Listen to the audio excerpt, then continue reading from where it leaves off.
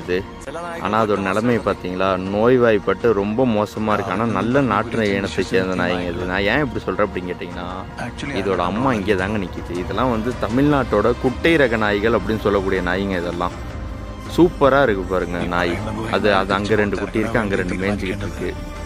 ஆனால் இது மாதிரி நாயெல்லாம் நம்ம வந்து வெளிநாட்டு நாய்களோட மோகத்தால் வந்து இது மாதிரி நல்ல நல்ல இனங்கள்லாம் நம்ம இழந்துக்கிட்டு வரோம். எவ்வளோ குட்டையாக இருக்குது பார்த்தீங்களா, குட்டை ரக நாய்கள். இதெல்லாம் வந்து வெளிநாட்டு நாய்களோட மோகத்தால் இது மாதிரி நல்ல நல்ல நாட்டு நாய் இனங்கள்லாம் வந்து தமிழ்நாட்டில் அழிஞ்சிக்கிட்டே வருது. இப்போ ரீசெண்டாக வந்து இந்த சிப்பிப்பாறை கோம்பையெல்லாம் ட்ரெண்டாக்கி விட்டு அதையுமே அழிவு நிலும்பு கொண்டு போயிட்டாங்க. நல்ல பிரீடே கிடையாது. எல்லாமே வந்து இந்த வெளிநாட்டு பிரீடுகளோட கிராஸ் எடுக்கிறது, அப்புறம் இந்த ஹவுண்டு பிரீட்ஸோட கிராஸ் எடுக்கிறது, அந்த மாதிரி ஆகிடுச்சு. அதனால் இந்த மாதிரி நாய்கள் நம்ம எடுத்து வளர்க்கணும் கண்டிப்பாக. அப்போ தான் இந்த மாதிரி இனங்களும் கொஞ்சம் பாதுகாக்கப்படும். அந்த ஃபீமேல் எவ்வளோ குட்டையாக வந்து என்ன நல்ல ரகமான நாய்ங்க இது.